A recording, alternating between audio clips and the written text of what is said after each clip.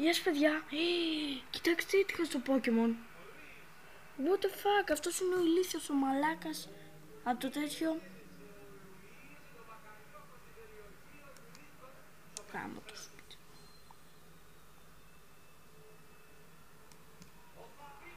Άντε γεια. Μαλάκα, αυτός είναι ο Καλούλης.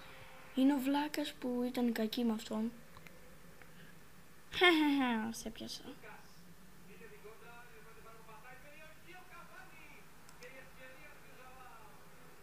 Να, αυτός ο βλάκας είναι.